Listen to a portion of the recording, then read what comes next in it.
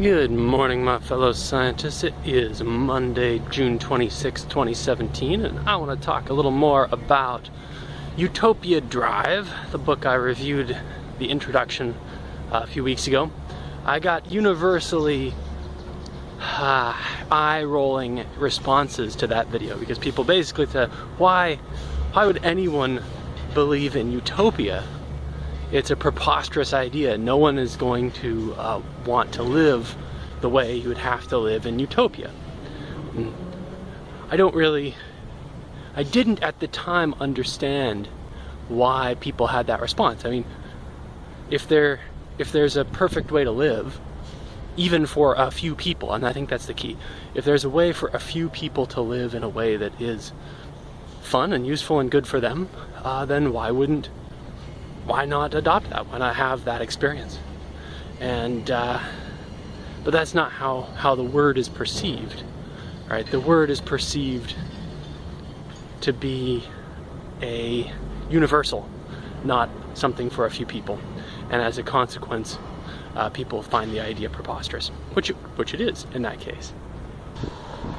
So yeah, that's a ridiculous idea. The idea that everyone is going to live in the same way, in the same place.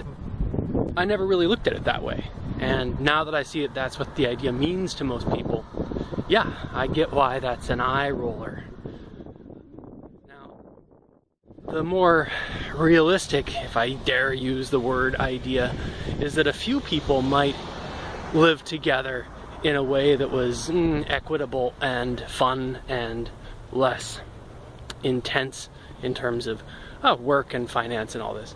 And I think there's no reason that can't work, and I think that that has been done in various ways and at various times and in various degrees of cultishness, right? Some of these places that the book has talked about were basically cults.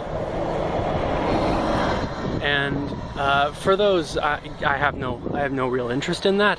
Whether it's a secular cult or a religious cult, it's all pretty awful, and I'm not interested. But you know, some of these groups have been just a place where people have shared resources and shared living facilities, and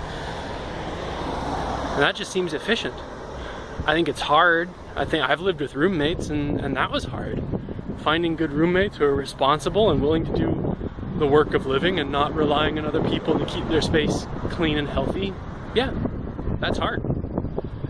But when it works, it can be really fun, and it can almost feel like Utopia. And I think that's why the idea is compelling to me, because I remember good times living with folks in grad school and enjoying the company of my live-in friends.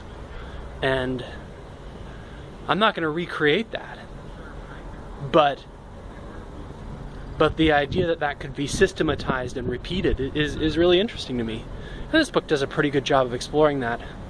But as the author has gone on, he's recognized his own naivete and has started to roll his eyes at himself a little bit, and that's been fun.